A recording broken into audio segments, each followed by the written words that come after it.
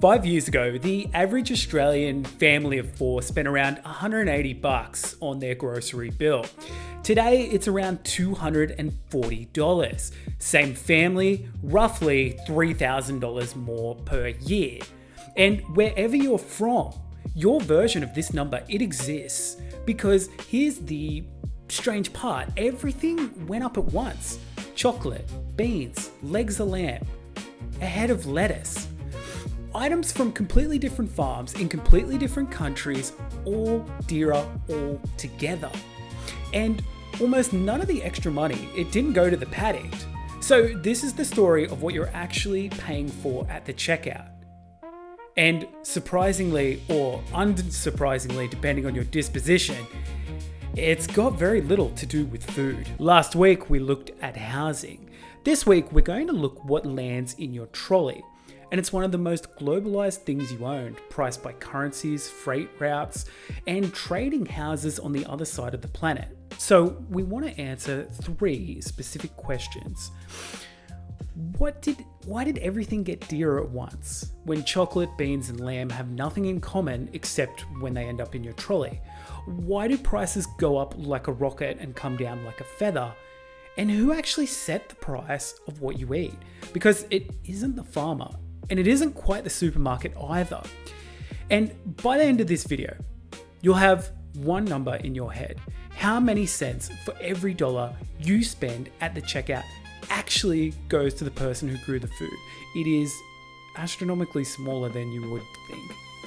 And once you know it, every cost of living headline you read will look completely different. Let's get into it. The global food trade moves around $2 trillion a year, more than the entire economy of Australia.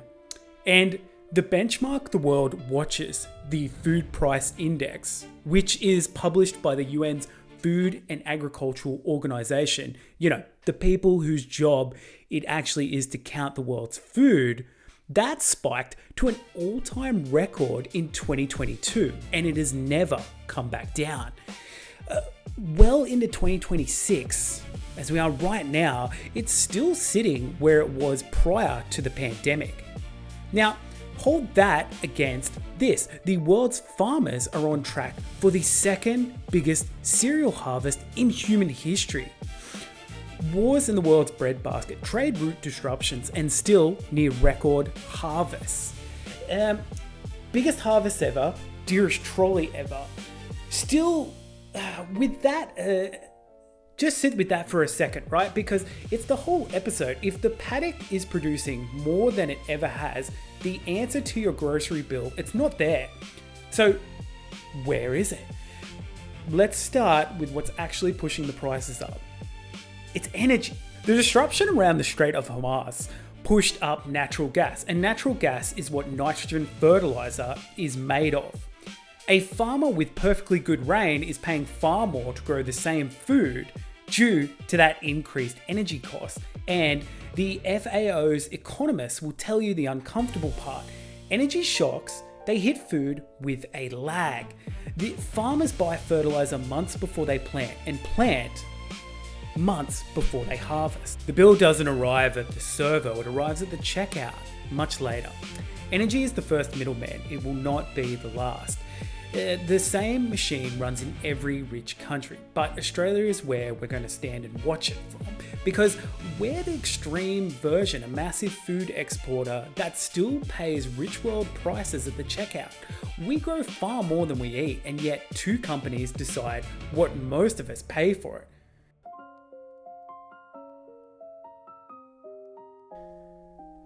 Archer Daniels, Midland, Bunch, Cargill, Lewis Diffuse. In the trade, they're known simply as A, B, C, D, and between them, they handle somewhere between 70 to 90% of the world's traded grain, the wheat in your bread, the corn syrup in your soft drink, the soy in half the packets in the middle of the aisles. Most people go their whole lives without hearing one of those names. There's a reason for that. Cargill, the C, is privately held, routinely ranked as the largest private company in America, and for most of its history, it didn't have to tell anyone what it earned. When its record profit came out in 2022, it came out because Bloomberg dug it up, not because Cargill announced it. And 2022 matters not as history, but because that's the year the ratchet clicked.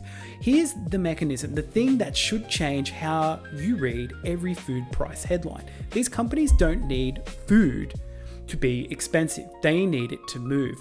They make their money on volatility, the gap between the price they bought at and the price they sold at. Buy wheat in January 2022, and Russia invades Ukraine. Sell it in May after the price has doubled, and you are making huge profit. So let me get this straight. They never grew it, never shipped it, never even saw it. They just owned it at the right time. Yeah, look, exactly. And the uncomfortable part is that nothing was abused. Futures exist so a farmer can lock in a price before harvest. It's sensible insurance. But the same contract that protects a farmer is a casino chip for anyone standing closer to the phone than the paddock. When war doubles the price, the insurance desk becomes the most profitable room in the building. You know, nobody really broke the machine. The machine actually works better in chaos. It's the entire business model, and it's not a bug. So, look, back to in 2022, as the UN warned that 345 million people were sliding into acute hunger, these 5 biggest agricultural traders made roughly triple their pre-pandemic average. And the prices they helped ratchet up, they mostly still, they didn't run out. They're still going. There was never a shortage. The system is doing what it was designed to do. Volatility is the product.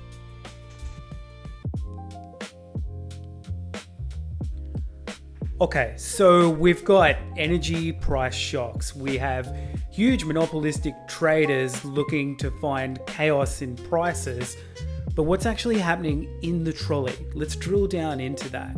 I want to use 4 items here to illustrate how the economics are applying to what you're paying. First thing we're going to look at, probably one of the most common household items, is bread. Now, the Chicago Board of Trade, it opened in 1848, and by 1865, it had standardized the world's first futures contracts for grain. Sensible idea, let a farmer lock in a price before harvest so a bad season doesn't ruin them. That makes sense. But Keynes, writing in 1930, saw the other edge. Once you can trade a promise of wheat, you attract people who never intended to touch the stuff. They're trading the price, not the grain. When enough money treats food like a stock, which it currently does, the price moves for reasons that have nothing to do with how much got grown. That's what's affecting the price of bread in your trolley, grain being traded, not how much effort the farmer has to put in. Beans, a pretty common staple. You're looking at steel, tin plate, an energy-hungry product trapped on a global market, plus a label, a carton, a pallet, and a sea voyage.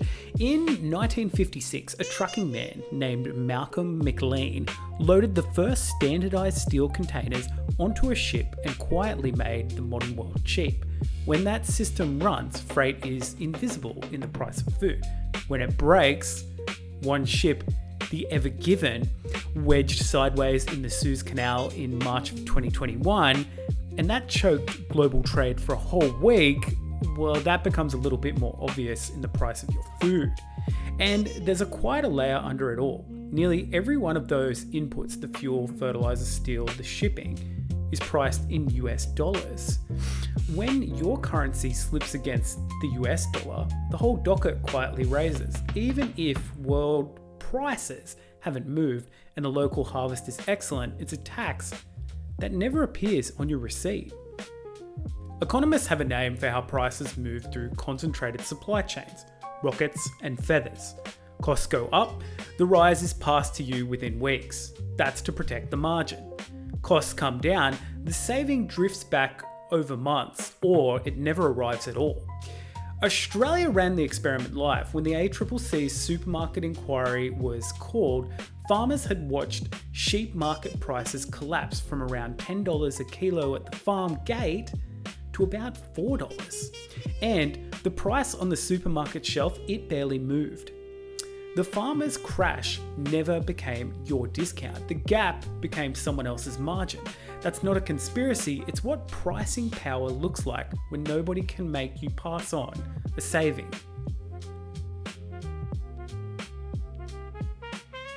Monopsony comes from the economist Joan Robson. She came up with it in 1933. It refers to not one dominant seller, but one dominant buyer. And this is the final bottleneck. It looks the same everywhere. In almost every major economy, the last mile of food consolidates into a handful of corporate gatekeepers.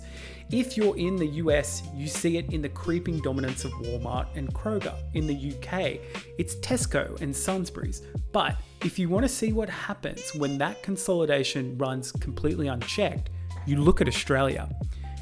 Here, just two companies, Coles and Woolworths, control nearly 2/3 of the entire national grocery market. Woolworths holds around 38%, Coles 29%, and the ACCC, that's the competition regulator here in Australia, found they're among the most profitable supermarkets on the planet. When a market shrinks to two dominant buyers, the entire power dynamic of food reverses.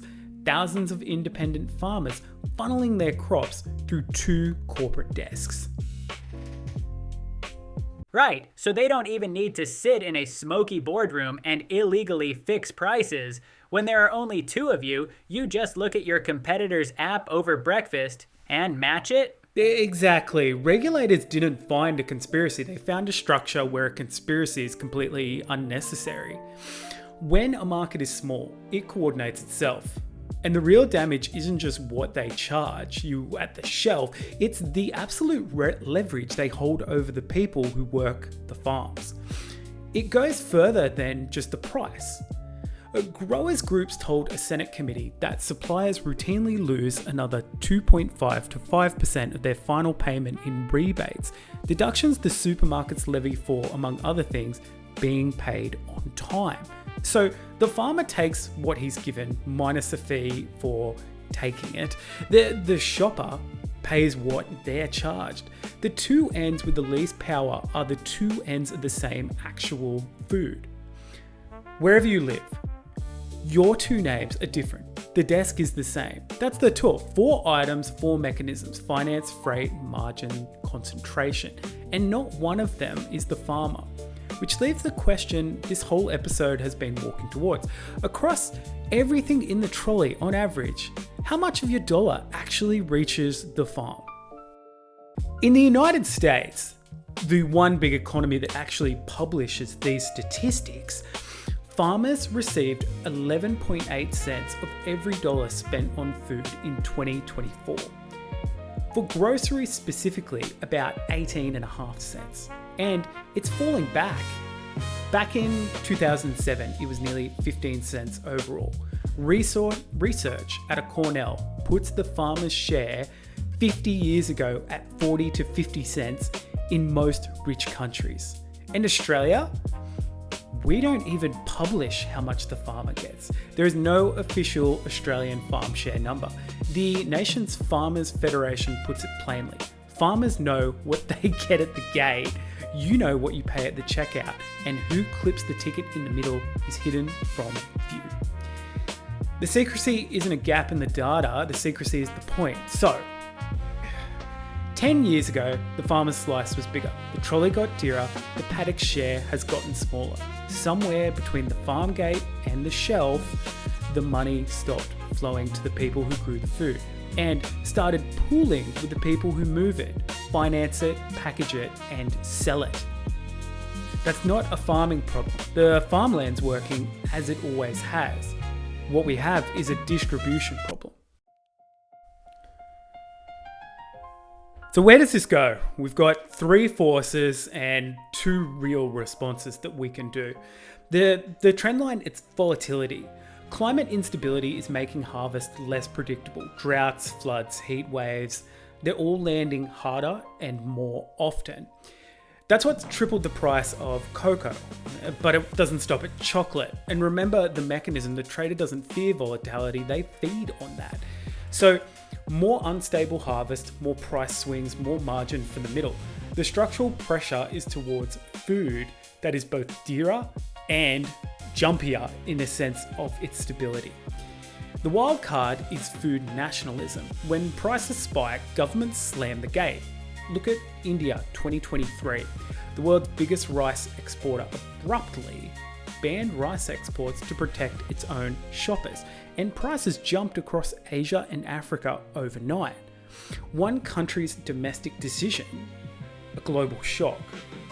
And you can expect more of that as climate change bites. So the first response, I would believe, would be regulation. And it's worth being honest about what it can do. From July 2025 in Australia, they made the Food and Grocery Code mandatory and banned excessive pricing, with fines running into tens of millions of dollars more. Sounds like real teeth on paper, right? But notice what the rules regulate: behaviour, not structure. Two buyers still face thousands of sellers. The ACCC itself said it's not a silver bullet, and they couldn't be more right on that front. New rules, it's the same machine, and whether the rules themselves end up baked into your prices is a question we're saving for a later series. But their second response, it's a bit quieter, and it is coming from shoppers themselves. All over the world, people are starting to short circuit the middle. Farm boxes delivered direct from your grower, food co-ops, farmers markets, local suppliers. These are 2 links instead of 10. None of it will replace the supermarket. The machine is too efficient at what it does, but every dollar that travels a shorter chain is a dollar where the farmer gets more than that 11-cent share. So while it's a very small percentage, it's a very effective one. And honestly, the winners here, they're already very clearly positioned. The integrated giants, traders upstream, retails downstream, are built to profit from exactly this type of turbulence. The farmer and the household are not, which brings us to the thing under all of it.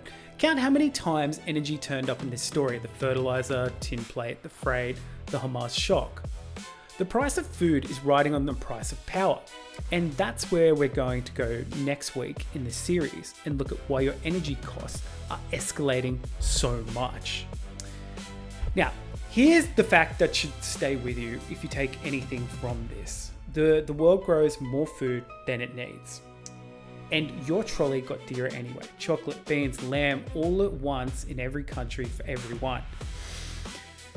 It's the same answer we reached with housing. This isn't failure to produce enough.